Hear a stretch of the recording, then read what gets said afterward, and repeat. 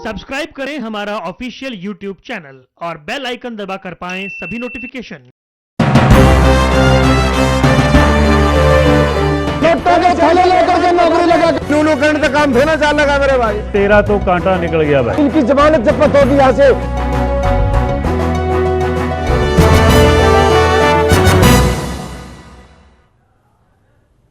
और ब्रेक के बाद आपका एक बार फिर स्वागत है और हम बात कर रहे हैं जींद की महाजंग की। जी हां, जींद में सियासी सरगर्मियां चरम पर हैं और ऐसे में पूर्व मंत्री और जींद के वरिष्ठ नेता मांगेराम गुप्ता से खास बातचीत की हमारे सहयोगी चंद्रशेखर धरनी ने। और इस दौरान मांगेराम गुप्ता ने बड़े खुलासे किए। उन्होंने बताया कि राजनीति में रहते हुए उनके साथ छल कपट किया गया, जिसकी वजह से उन्होंने राजनीति से संन्यास लिया। और इसके साथ ही बताया कि कई दल उनसे समर्थन लेने के लिए संपर्क भी कर रहे हैं। और इतना ही नहीं, उन्होंने पूर्व सिंह हुड्डा को लेकर भी बड़ा बयान दिया। जींद के उपचुनाव पूर्ण यौवन पर है। इस वक्त हम जिस शख्स से आपको मिलवाने जा रहे हैं उनका नाम है मांगेराम गुप्ता। किसी परिचय के मोहताज नहीं है। राजनीति अगर जींद का जिक्र किया जाए तो जींद और मांगेराम गुप्ता एक दूसरे के पर्यायवाची बन चुके हैं। मांगेराम गुप्ता 4 बार विधायक रहे, मंत्री रहे कई बार, और 1 नवंबर 1966 जब हरियाणा बना था उस वक्त से जींद के अंदर राजनीति करते आ रहे हैं। बातचीत करेंगे गुप्ता जी से। गुप्ता जी, MH1 में आपका स्वागत है। धन्यवाद। गुप्ता जी, उपचुनाव में आपकी भूमिका क्या है? मैं किसी पार्टी में 10 साल से किसी पार्टी में नहीं हूँ। कांग्रेस पार्टी में था, कांग्रेस पार्टी में रहा, कांग्रेस पार्टी से 7 चुनाव लड़े। लेकिन मेरे साथ कांग्रेस पार्टी ने चुनाव में भूपेंद्र सिंह हुड्डा ने बहुत ज्यादती की थी। उसके बाद मैंने पार्टी भी छोड़ दी, राजनीति भी छोड़ दी। मैं कहीं नहीं जाता, किसी पार्टी में गया नहीं, किसी में मैंने इलेक्शन लड़ा नहीं, किसी का मैंने पद लिया नहीं। मैं बिल्कुल इंडिपेंडेंट अपने घर पर बैठ गया। 14 का इलेक्शन हुआ जो, उसमें भी कांग्रेस के उम्मीदवार की यहाँ जमानत जब्त हुई, जबकि कभी यहाँ से इलेक्शन तो हारा कांग्रेस भी, लेकिन कभी जमानत जब्त होने की नौबत नहीं आई थी कभी भी। मेरे बाद ये पहली बार इलेक्शन हुआ तो इसमें जमानत जब्त हुई। अब आपका आशीर्वाद किसके साथ है? अब किसी के साथ, सबको हालिए सब आते हैं। हमने कहा आशीर्वाद, हम वैसे तो प्राइवेट आशीर्वाद तो लो, बड़पन के नाते बड़ा हूँ मैं, आ जाते हैं जी आशीर्वाद दे दो, लेकिन वोटिंग के लिए किसी का कोई नहीं पड़ा। राजनीतिक आशीर्वाद किसी को नहीं दिया? राजनीति की हस्ती में हूँ ना किसी पोस्ट पे। जब राजनीतिक पोस्ट हो तभी को राजनीति का, मैं तो इंडिपेंडेंट हूँ। इंडिपेंडेंट, मैंने वोट से कोई ताल्लुक नहीं, कोई बनो कोई हारो। मैं अपने आशीर्वाद ले जाओ बने की दिक्कत है, मैं तेरी कोई मुखालफत करूँगा नहीं किसी की। पर मांगेराम गुप्ता जी तो जींद का एक अभिप्राय है, एक पर्यायवाची शब्द है, जब उनका नाम आता है तो जींद की एक पहचान मांगेराम गुप्ता है। ऐसा है ना, फिर ये पार्टी ने पहले सोचना चाहिए था इलेक्शन लड़ने से पहले। और पहले भी इलेक्शन से पहले अगर इतनी, जब मैं 8 साल से बैठा हूँ और एक इलेक्शन 14 का हो लिया, उसमें रिजल्ट आ लिया, अकबर गुप्ता जी के बगैर दिक्कत है। कांग्रेस को तो खासकर दिक्कत है, और दूसरी पार्टी भी कोई जीतने में कामयाब नहीं हो रही। ये जो उम्मीदवार मेरे खिलाफ हमेशा ही, यहाँ जाट कम्युनिटी ज़्यादा है मेजोरिटी में, जाट उम्मीदवार कभी मेरे खिलाफ जीत्या नहीं। नॉन जाट में से किसी कास्ट के वोट को दे के नल्लो वाले 2-3 इलेक्शनों में मेरे को हराया उन्होंने, नहीं तो मैं ही जीतता हूँ। और कभी जाट कैंडिडेट यहाँ जींद से जीत्या नहीं। जींद का जहाँ तक संबंध है, जींद के लिए तो आपने बहुत कुछ किया है। हरियाणा के में आपकी पहचान है, खाली जींद ही नहीं, लेकिन इसके बावजूद आप शांत बैठे हैं इलेक्शनों में? नहीं, शांत बैठना मेरी मजबूरी है। एक तो मेरा एज फैक्टर था, एक में कई नेताओं ने मेरे से बहुत बड़ा धोखा किया। मेरे को बहुत बड़ी, मैं तो भगवान के भरोसे भी जिंदा हूँ। तो राजनीतिक लोगों ने मुझे मारने का बहुत प्रयास, बहुत तकलीफ दी है मुझे। मेरे हार्ट बड़े जलता है मेरा हार्ट। मैं तो भगवान के भरोसे जीता हूँ, इसलिए मैंने सोचा कोई नेता मेरी मदद ही नहीं करता। इलेक्शन के लिए तो आते हैं, मेरी मदद कर दो, मैं क्यों करूँ?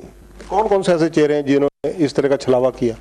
अब किस किस के नाम लूँगा आपने, वो सब बात अच्छी नहीं लगती है। इलेक्शन का टाइम है, अब क्या फायदा उसका। जब मैं हिस्सा ही नहीं ले रहा ना मैं किसी सपोर्ट करता, इसलिए वो तो नेता तो वो तो जिसने मेरे साथ ज़्यादा कपट किया, असल में तो जालिए स्वर्ग में गए, कोई रह ही नहीं रहा। और एक आध रह रहा, वो जेल में जाएगा। अब ऊपर उड्डा पक्का हमने कह रखा जेल में जाएगा, बच नहीं सकता। आज नहीं कहता मैं, जिस दिन से उसने मेरे साथ विश्वासघात किया, धोखा किया, मेरे को उसने बहुत बड़ा अन्याय किया था उसने।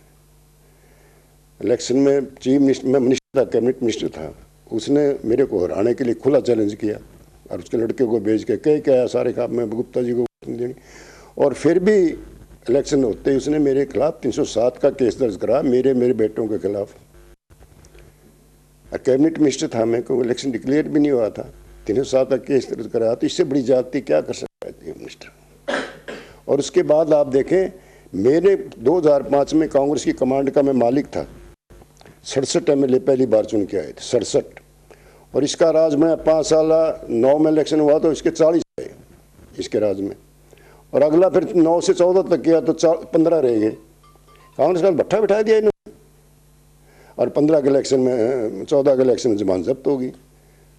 तो इन्होंने क्या किया मेरे बाद में, मेरे को नुकसान, मेरा तो व्यक्तिगत नुकसान हुआ, जो ही कांग्रेस में क्या गेन हुआ ही नहीं। पहली बार बीजेपी का इलेक्शन जीत सकता है, नहीं तो बीजेपी तो कभी जमानत जब्त हुई मेरे साथ, तो जितने इलेक्शन लड़े जमानत ही नहीं बची कभी किसी की। बीजेपी का तो खाता ही नहीं खुला।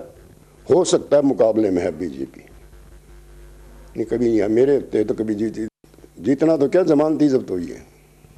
तो ऐसी भी चर्चाएं रही कि आप अपने बेटे को राजनीति में लाना चाहते थे, टिकट की मांग कर रहे थे। मेरा बेटा, ये ठीक है, राजनीति में उसका इंटरेस्ट है, मेरा नहीं था, लेकिन टिकट किसी से नहीं मांगी। अरे इस 22 इलेक्शन में तो हमारा लड़ने का मन था ही नहीं, बेटे का भी नहीं था। हम तो जनरल इलेक्शन में जो आगे होगा इलेक्शन, उस वक्त ये मन था भी तेरा मन करे तो उसमें लड़ना। हम ना किसी के पास टिकट देने आए, हमें तो बहुत देने की कोशिश की, हमने कहा हमने लड़ना ही नहीं, 22 इलेक्शन में लड़ना ही था। हमारे पास फोकट का पैसा इकट्ठा नहीं कर रखा जो इतना लग रहा है। हमने तो लाखों में भी खर्च नहीं किए, तो करोड़ों खर्चे हैं लोग, हम कहाँ से करते हैं।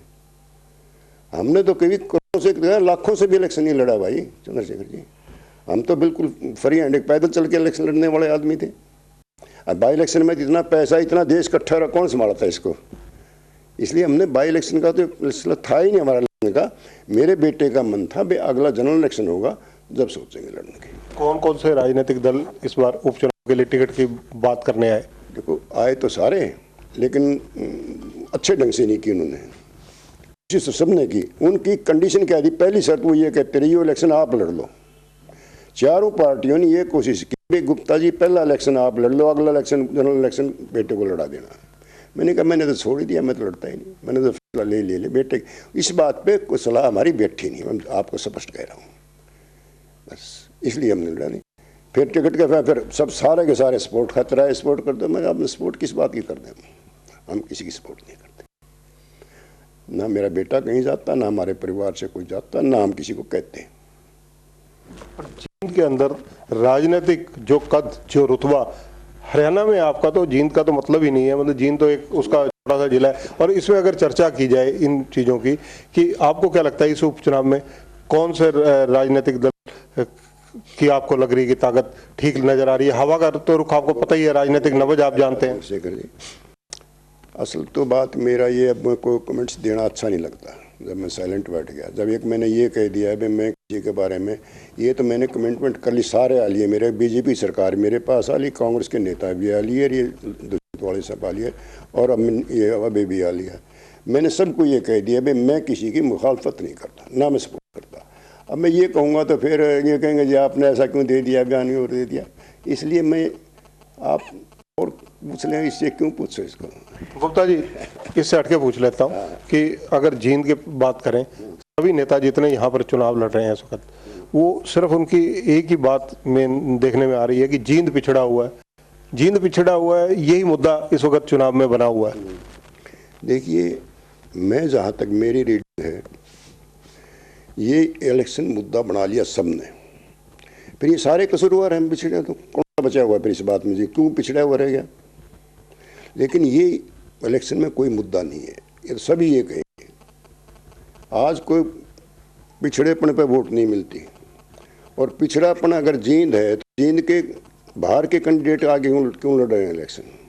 जींद के किसी आदमी को इलेक्शन लड़ना था, ये बाहर के इलेक्शन लड़ने लग रहे हैं। ये जींद को क्या कैसे ऊपर उठाएंगे।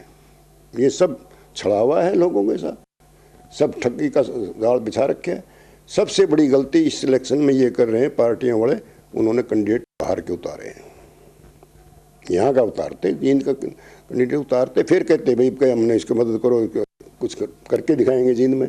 और कुछ करने नहीं है किसी पे भी। ये सब हीरो सारे घूम के जा रहे, सबके हाथ में राज आ लिया, कुछ नहीं किया उन्होंने। हैवीवेट कैंडिडेटों का जिक्र किया जाए, कांग्रेस ने रणदीप सुरजेवाला, दिग्विजय सिंह चौटाला, ये बड़े चेहरे उतार दिए। मतलब ये हैवीवेट कैंडिडेट आने से आपको क्या लगता है कि चुनाव किस दिशा की तरफ जा रहा है? देखिए, रणदीप सिंह सुरजेवाला, मैंने ये कहा, उसको सामने भी कहा, आज कुआर हो, मैं कह रहा हूँ, रणदीप सुरजेवाला ने यहाँ से इलेक्शन लड़ना ही नहीं चाहिए था। हाईकमांड ने बहुत बड़ी गलती की है, उसको यहाँ से उतारना नहीं चाहिए था। रणदीप सिंह ने टिकट लेनी नहीं चाहिए, लड़ना ही नहीं चाहिए था। ये तो लोगों को हर आदमी समझता है, जब एक एमएलए सीटिंग एमएलए है और एमएलए से ही इलेक्शन लड़ रहा है, कोई एमपी का लड़े, एमपी एमएलए का लड़े, जस्ता है जो बहुत जरूरी। एक एमएलए को एमएलए का लेकर फिर क्या फर्क पड़ेगा, उसमें एक जगह से तो खाली करना ही पड़ेगा। और उसने ये जींद खाली कर दिया तो फिर जींद वालों को साथ बड़ा धोखा हुआ, और जींद से लड़ेगा तो कैथल वालों से धोखा किया। ये बहुत गलत स्टेप है, इसलिए इसको नुकसान हो रहा है रणदीप को। आगे लोकसभा के चुनाव सिर पर है, उसके बाद विधानसभा के चुनाव सिर पर है। लोग जो नेता हैं सभी ये कह रहे हैं कि ये सेमीफाइनल है, आप क्या मानते हैं? का सेमीफाइनल है, इसीलिए जोर लग रहा है। ये जो बाई इलेक्शन है, जो सीट जीत जाएगी उस पार्टी को काफ़ी लिफ्ट मिलेगी, पार्लियामेंट में मिलेगी और अगले विधानसभा में मिलेगी।